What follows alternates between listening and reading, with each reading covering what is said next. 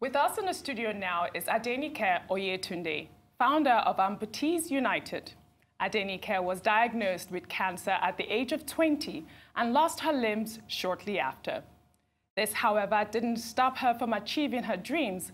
She's now a lawyer, radio presenter, activist, and most recently, an author.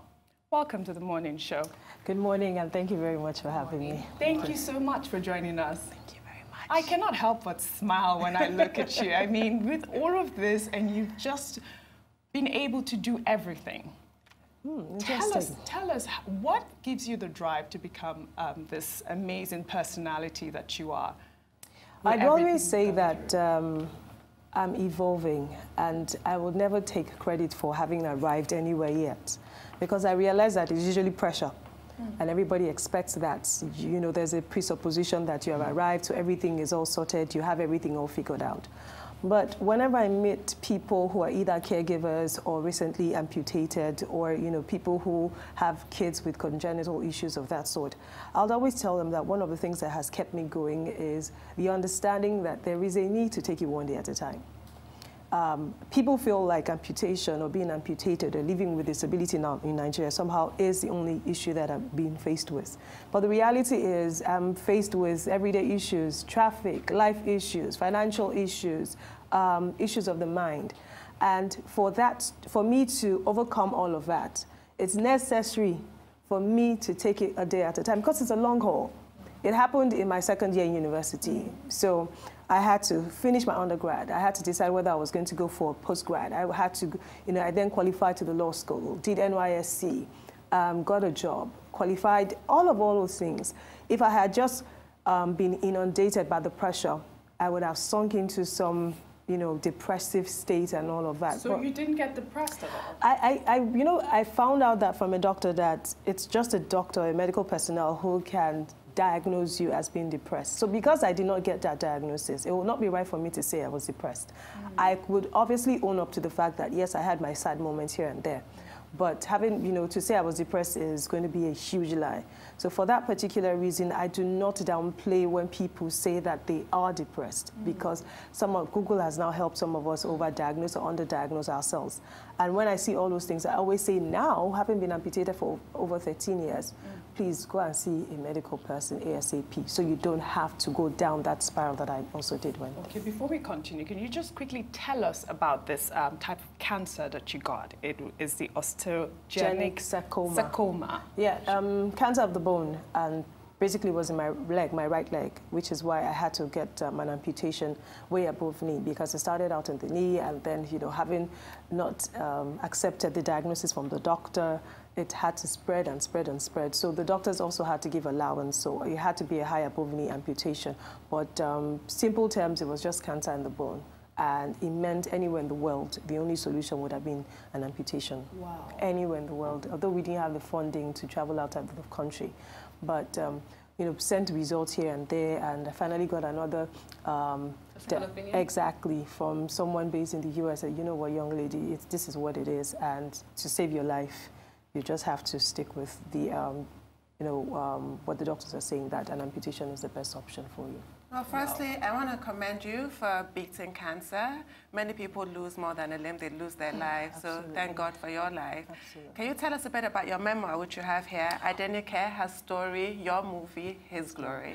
Absolutely. So it was necessary for me to document my story, because I figured that one of the best things for people like myself and every other person is sometimes we always feel like we know people, but understanding what the journey is like also helps. So to document it was very necessary for me to not just document the amputation story, because the story transcends amputation. It transcends, it starts from childhood to the amputation to post-amputation to finding myself, which I talked extensively and mentioned that it is a daily journey. Nothing that is, you get it and that's it. And it was necessary for me to also talk about caregivers, grief. And somehow everybody just feels everything is well. But loss, how you deal with loss, how I have dealt with loss. And I wanted to own the narrative, which is why it's my story. because presumably I'm, some form of media personality. Everybody feels that they know who I am. So it was necessary for me, okay, you guys, it's actually, you think you know me, but you're probably just watching a movie. And this is, I'd rather just take you on a journey into who really I am, or, through this experience. And then, of course, it's to God's glory. That's the only way, 13 years. Every single year, honestly, I go for a checkup and I'm like, hey, God, what if he's back? But somehow, God has found me worthy to be cancer-free for the past 13 years. So where can this book be found, and how much is it going for? Okay, so as I speak, we've run out of hardback, but the book can be found at several platforms, online, Amazon, Kindle. It's, if you go adenike.com, you have all the places that you can get the book to purchase. And every book has an audio version, because now everybody's, I don't read again. So I said, okay, you guys. Oh, that's fantastic. I know, I put a lot of work into it. I put a lot of work into it. So every book has the audio version. So you can just, traffic, okay, let's listen to her. I don't like to hear my voice, but yeah, that's, I try to sort all of that out. So I follow you, and I've seen videos of you. And you're always upbeat. You're always full of life. But let me ask you honestly, this happened over a decade ago. There must be some moment of despair, right? Yes. But you don't put that out. The thing about me is, most of the stories or instances where I am not excited, I'll be honest, is always has to do with what it means to live with disability in Nigeria, because I wasn't born living with a disability. So it's now two worlds.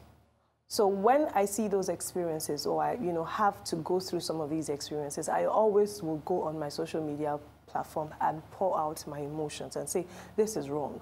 You shouldn't do this. We shouldn't be suffering all of this. And in those instances, those are my honest down moments. I will cry. If you're around me, I'm crying, or I'm just trying to be strong. But the beautiful thing about it is people around me have also allowed me to be vulnerable, which I talked extensively about. We don't talk about the power of vulnerability because everybody's scared of sharing their story with someone. But some of us are fortunate enough to have people that we trust, people that, who do not take our stories away from us. I shared about that. So in those moments, I will talk about it and I'll say, this is how I feel and this is wrong. It's one day at a time struggle, especially when you think about disability in Nigeria. But it's something that when people like myself who have a voice seemingly continue to speak, you see that everybody's voice begins to add up, and then government says, and government, employers, everybody begins to understand that, okay, we need to actually have this category of people at heart. So I have two questions for you. What are some of these challenges that you just referred to, and how has legislation helped or not helped to address them? Okay, I'll start with the second one. It feels like everybody's excited that the president has recently signed this Disability Act. I am. Yes. I know, yes. And I'm not. Yes. Why not? Why not? I'm not, because I live in Lagos. I'm a resident of Lagos State, and Lagos State has had its law for years. And the question is, to what effect has that had? Well, it just was implemented in 2018. The law came into being in 2015 with a transition process, and by 2018, something will be done.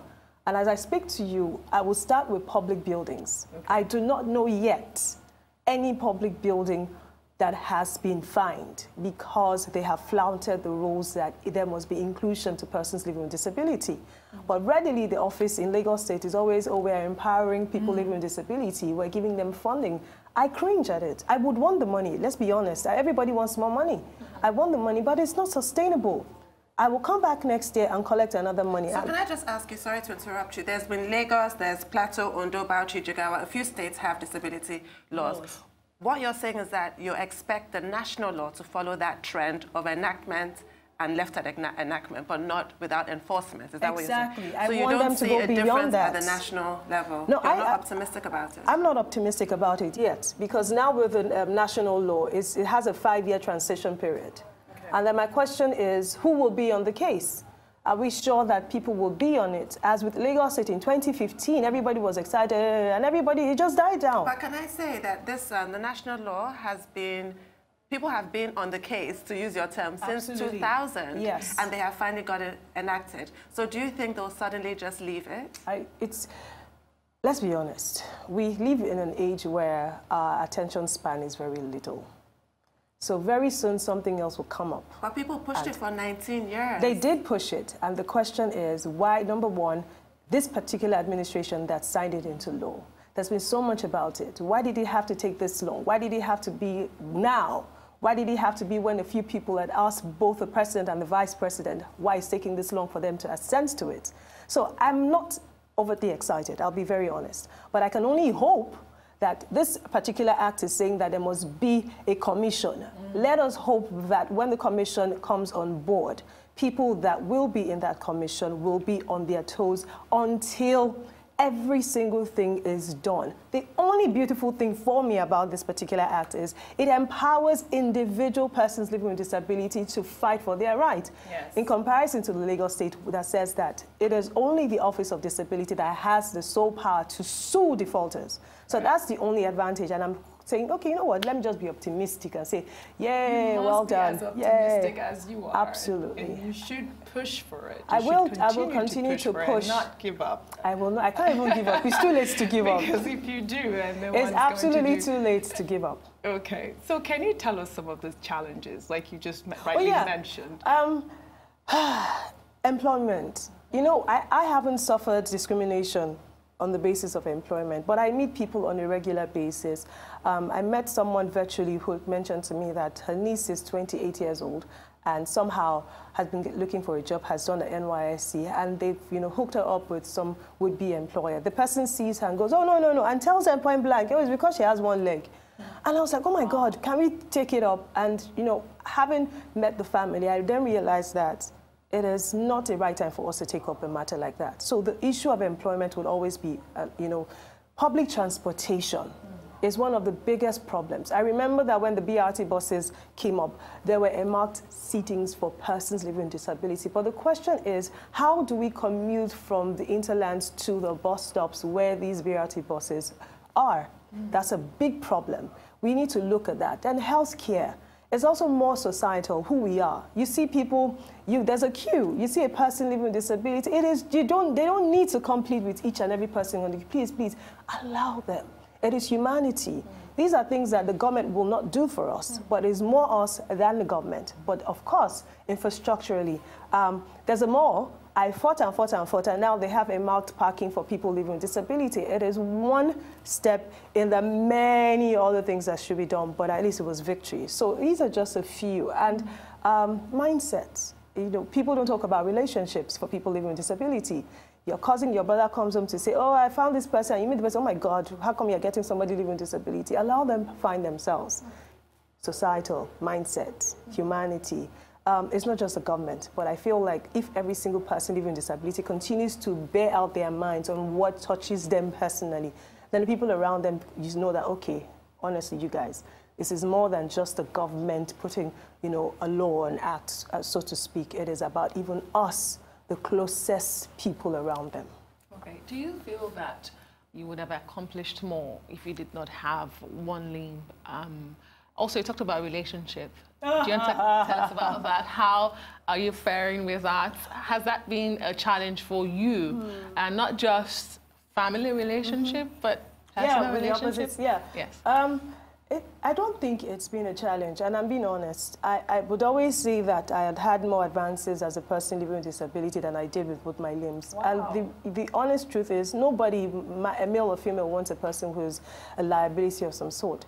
But because people now understand that I am beginning to own who I am, if you stay around me, you forget after a while that I'm a person living with disability. So much of that my mom, we're going out one day, and my mom goes, oh, where's the second leg of yours? I'm like, really, my footwear? What footwear?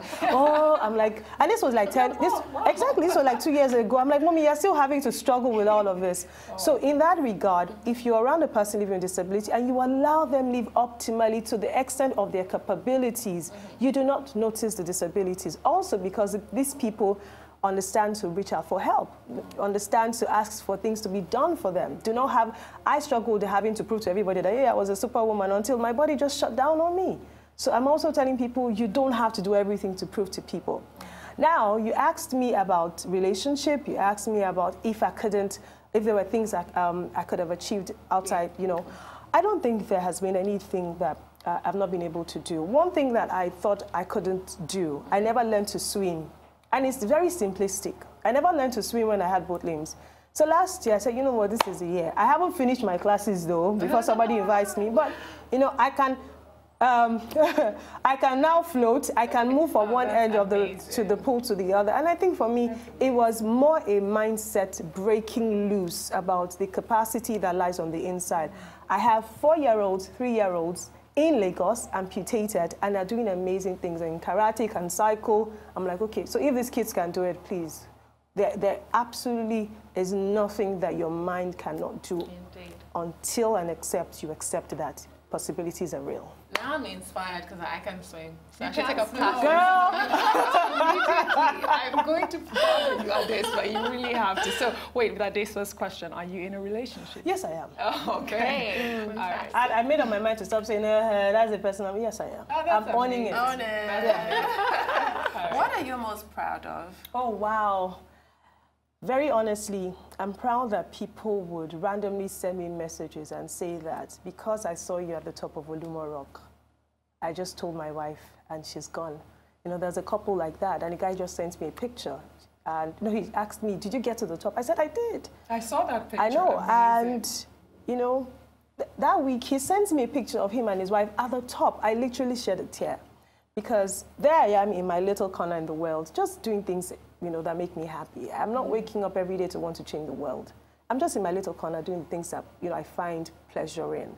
And people are seeing it and saying, because you can, so we can. I think that's the most beautiful and most amazing thing about what keeps me going. And you have such a beautiful mind. Yay, thank you. So I know that you have a non-for-profit organization, United Initiative. Amputees United. Talk to us about that. Okay, so Amputees United was born from a place of experience. And I would always say that when I was told that I had to amputate my limb, I had not known anyone living with disability in Nigeria apart from Kobams Asukwo. And somehow I got his number. And then I just called him and I said, look, the doctors have just told me this. I just want to know what it is living with special needs in Nigeria. And he was gracious with his words. I'd absolutely forgotten I gave him a call. I made Cobhams about 8 years ago or 7 years ago at an event. And I'm like, oh, do you mind if I take a picture with you? And then I mentioned my name. And then he holds my hand and says, oh my God, I've been looking for you. I'm like, you have? And he says, you called me when the doctors gave you the diagnosis. He said, I failed to save your number. And somehow I made a mental note to reach out to you. That was just Cobhams. I needed more people. I needed a community of people like myself. I needed people who could encourage me. And because I didn't get that, I thought, you know what? I had to create an avenue where other persons like myself can have a safe haven. So Amputees United is basically and primarily a safe haven for persons living with disability. I'm hoping to extend it to caregivers, because somehow we forget about the caregivers, and it's also a mental battle for them. To say we're here, we'll hold your hands. What are the issues? We do not provide financial support. We do not provide prosthetic limbs. We're just primarily a comfort zone where you share and pour. If we know somebody who knows somebody, oh, okay, let's link up. This person will help you. And that's the community I'm hoping that we can build. So do you guys meet at We haven't started to meet physically, but I have met quite a number of them individually. I met somebody from Kogi State a few days ago, and it was just an amazing, amazing experience for me. So the goal is to start to meet in groups, yes. Okay, you know, periodically, you know, every time, 3 monthly, you know, that kind of stuff. So it's emotional and psychological support you're providing. But very quickly before we go, when did you realize that this was a purpose for you? Oh, wow. I think that I finally accepted the reality of the amputation about 4 years ago. However, you know, recent it sounds. But then I started to accept the reality of this journey fully last year. And now, you know, I would rightly say that my biggest core in this phase of my life is disability advocacy. To say, look, you have to come out, you have to speak up. The government will continue to empower us with money because you don't have your money. If you have your money, they will not give you 50,000 naira. Go to school, learn a craft, make some money. That's what it is that is the core of who I am in this phase. And that is why I'm saying, you know what, guys, let's come together and let's empower ourselves. That's amazing. Well, it was such a pleasure to have you here. Thank you so much. And we wish you good luck on your book. Thank you so much. Well, first, how much is that? How much the paperback is 5,500. 5,500. Yes. Well, all right. Thank you, Adenike, for Thank you joining so us much. on the morning show today. Thank you so much. Thank you.